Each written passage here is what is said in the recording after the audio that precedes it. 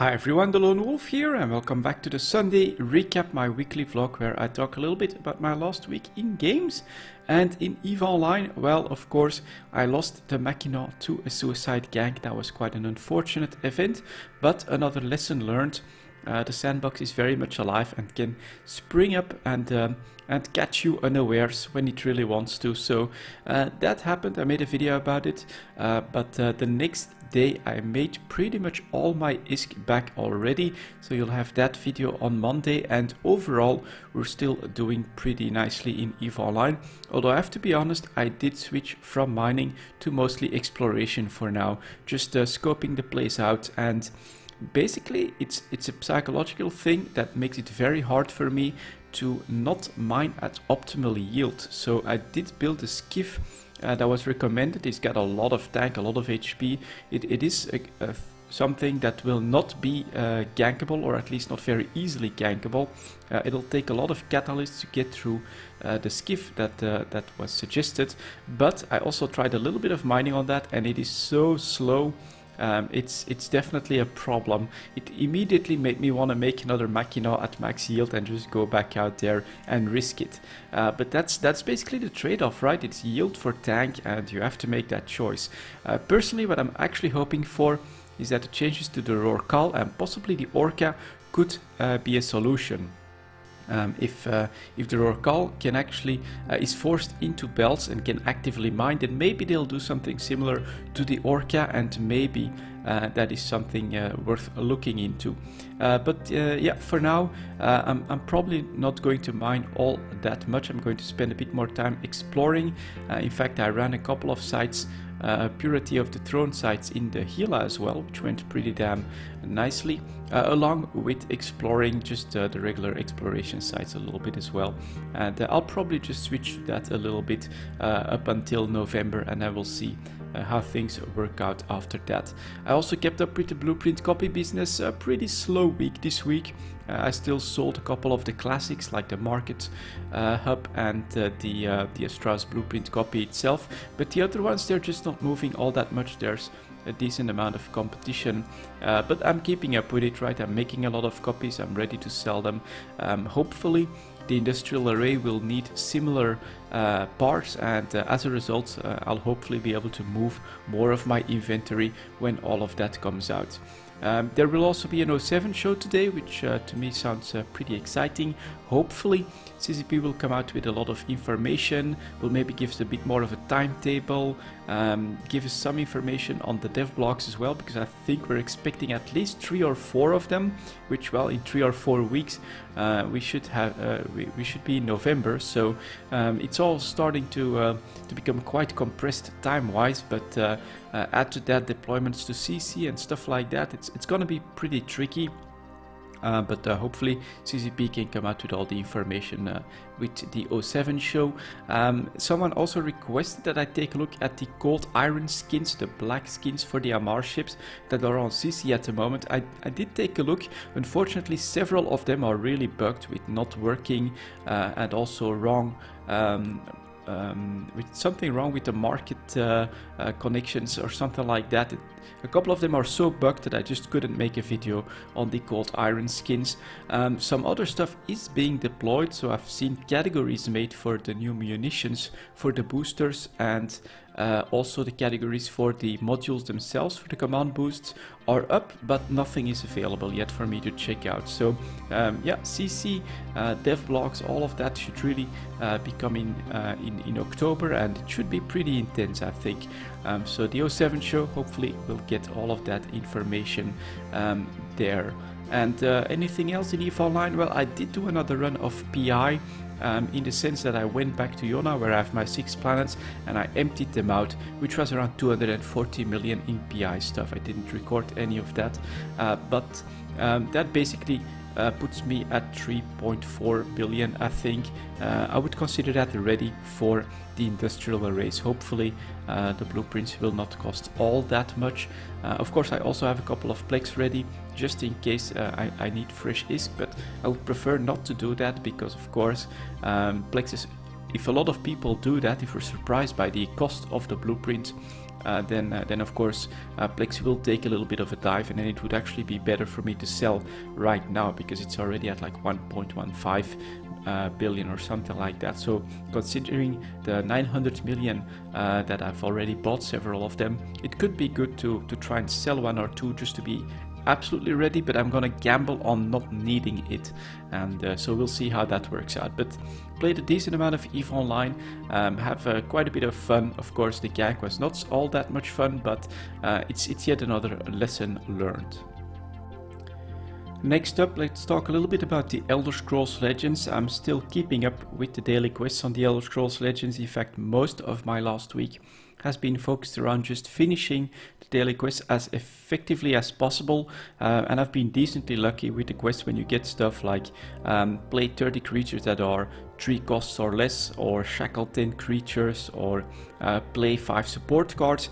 Those are quests that you can build a deck around, play a couple of games, and then get 2 or 3 quests finished in a single session, which is pretty awesome because that basically gives you a couple more days to grab the next quest, fine-tune them. You can switch one out every day and keep going that way. When I have more time, I only played 1 arena, but that's what I like to do when I have a little bit more time on my hands. Then I just start up an arena because I think the arena is still fair and definitely fun. You can explore cards you've never used before, maybe get an idea of the next card you want to build with your soul stones, and yeah, it's pretty challenging as well, but quite rewarding too.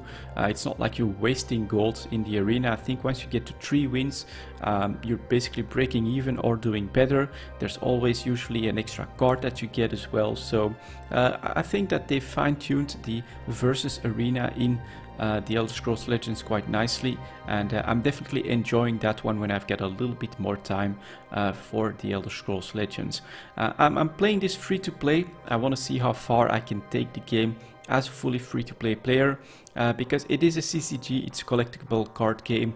It's not something that I want to sink endless amounts of time or endless amounts of money in, and at the end of the day we do have to be honest, these games like Hearthstone, like the Elder Scrolls Legends, they're meant to make money, and so I think that at some point the game will basically come out with maybe an expansion or a set of cards or something that is going to force even the free-to-play players that have started it from the very beginning to purchase, to make a purchase so that they can keep up with the meta.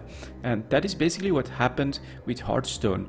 An expansion came out, I think League of Explorers came out, and I just, having kept up with the daily quest, I didn't have any gold that I could spend on that next expansion. I was basically, I felt like I was forced to buy the expansion just to be able to keep playing Hearthstone. That's when I said, alright, I'm gonna stop and I'm gonna keep an eye out for a next CCG to play. And that's when I think a little bit later Elder Scrolls Legends was announced. Maybe it was already announced, and that could have been a part of my decision to stop playing Hearthstone. But yeah, knowing that the Elder Scrolls Legends were coming out, I said, alright, you know, Hearthstone, I feel like I have to buy 1 or 2 expansions by now if I want to keep up, if I want to get back into the game. I'm not willing to do that. I'll wait for the Elder Scrolls Legends and check that out, which then of course came into beta. It's in open beta at the moment and we can enjoy that. But honestly, for these card games I feel very little loyalty. The reason is their entire business model is based around you coming back every day, doing those daily quests, earning that gold, and then yeah, buying card packs with the gold. But at some point, at least in Hearthstone, it's how it worked out. At some point, the business side of things took over, and they basically came out with new stuff so quickly that free-to-play players were forced to buy the game, to buy an expansion, to buy something, to spend money, to be able to keep up with the meta, and to be able to basically, in my opinion, enjoy the game. And so maybe I'm a bit wrong on that, but for me that was a trigger to say, alright, you know what, I've had several years of fun in Hearthstone, I'm willing to just drop it now. And I'm also willing to not play a card game for a couple months, maybe even a couple of years, until another one comes out that I can try for free. I'll enjoy that game, I'll do the daily quests, try to earn what can be earned in that game, but I'm not planning to spend an infinite amount of time in these games, right? If you really want to, you can just grind through versus arenas, try to always be on top, so to earn more gold than what you've spent in it, and then you can basically endlessly play the game for free, try to earn more cards and keep going like that. But that would take basically an endless amount of time. I'm not willing to spend that, nor am I willing to spend an endless amount of money on a card game either, because I don't feel this loyalty, I don't feel the need to stick to one game, and once you spend money, I think it becomes very hard for you to be open-minded about is the game still fun, is the game still good, do I still want to play the game, or do I want to check out another game? You're not going to do that after you've sunk so much time, but especially so much money into a game. And so that is the trap that I do not want to fall for in a CCG, and that is why I'm willing to just drop Hearthstone, start with Elder Scrolls Legends, and when it's not fun anymore, or when I feel like I've been forced to buy something in order to keep up with the game, I'll just drop the Elder Scrolls Legends as well. I'm not in this for the long haul, I'm in this just to have some fun, to play this a little bit as a distraction. In fact, it's just a card game. It's not like it's EVE Online. To me, EVE Online means a lot to me. I bought Collector's Edition, I spent money on EVE Online, but that's because I love the game so much, and I don't have that feeling for card games personally. That's of course everyone's personal preference, and I'm not going to judge anyone that does spend money on Hearthstone or on Elder Scrolls Legends, that wants to complete all the decks and things like that. You're definitely free to do that, but that's just not for me. That's all I'm trying to say here. Next up is some Overwatch. I stuck to a little bit of Overwatch in the first half of the week, basically. Played a couple games in the evening just to relax. Went pretty well. I love Lucio, honestly. If there's any support that I love to play, it is Lucio. Although you are pretty dependent on your team knowing how to play around the Lucio. So that is something that I noticed quite heavily in a couple of Lucio games where we lost quite badly. It's because people just went crazy, started doing their own thing, and then it doesn't work all too well. But if we have a good Reinhardt, maybe a good soldier as well that protects the Lucio, it's an extremely powerful hero with his passive healing just all over the place. That's extremely mobile as well, so you can jump from one place to another. That is critical. But yeah, Lucio is definitely my favorite support personally, so I enjoyed playing several more games with him. When it comes to other characters, we got Roadhog. I do love hooking people and then not needing all that much accuracy with his weapon. Soldier, I like him as well. Other than that, yeah, Junkrat is something that I use to usually fill a team composition with. Most of my favorites are filled as well.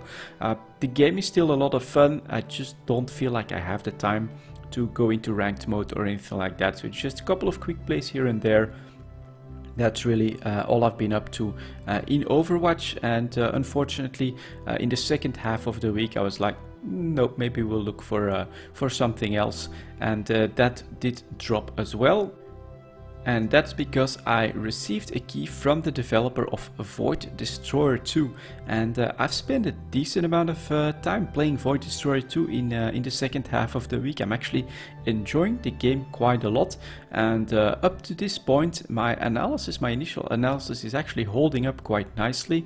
I'm seeing this as an indie X game, and if you're not familiar with the X series, you basically start out with a small ship, start earning credits, and then you can buy anything you want. You can upgrade your own ship, buy a more powerful ship, buy bigger ships for yourself, but you can also start hiring other ships to maybe do trading for you, to do mining for you. Then eventually you can start building up stations, you can start production loops, you can automate the selling of those goods to the market, making you more and more credits and basically building up an empire any way you want. You can go for piracy, you can go for industry, you can go for trading, you can go for just having a huge military fleet in some systems. And so far, I mean, it's not like I got to that point in Void Destroyer yet, but so far it does look like potentially you can do that. I've been building up a little bit of a fleet that now flies with me, so that I'm a bit more comfortable in the missions there. I still feel like I need a bigger ship. My HP is a little bit low, and sometimes I am in danger when I even pick a beginner transport mission. You're always hit by a couple of pirates when they start throwing 3 or 4 of them at you. My ship just melts a little bit too quickly, so that's my next purchase is gonna be a bigger, more bulky ship, and then I'll be supported by a small fleet. But I think this game has a lot of potential. It's definitely a lot of fun. I still need to explore a lot of the mechanics, and especially if there is a way to make a passive income. But from any indication, from the indications that I've seen so far, you should be able to do a lot of that stuff. It feels like a very, very strong and good attempt at a single player sandbox in its own little simulated universe. It definitely feels very much alive. There's constantly, even on the star map, there's constantly other ships that are doing maybe trades, maybe patrols, stuff like that you're seeing all over the place. I must say, compared to the EVE Online star map, this star map feels alive, active, with a lot of stuff happening in it.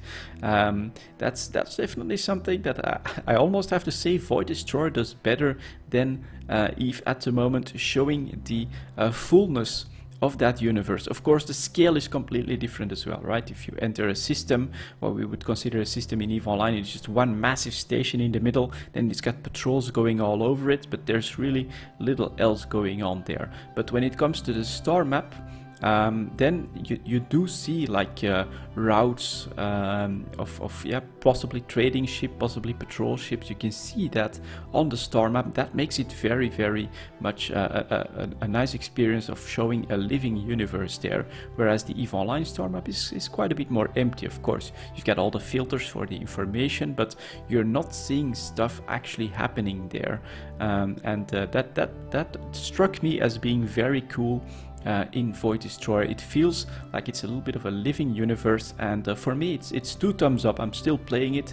I've got my plans for it, I've got some goals set for it, and I'm looking forward to more Void Destroyer 2, playing the game more, making a couple more videos, showing you guys what it's all about, and seeing what the potential of this, they're calling it a simulation, and seeing what the potential of this game is, seeing how close it is to an X experience, but maybe even with some homeworld stuff in there as well. But since I've got a little fleet going as well, I often find myself in like the RTS mode of the combat as well. So with inspiration from games like that, the X series, Homeworld, I think that it's got a huge amount of potential, and I'm very impressed with the game so far.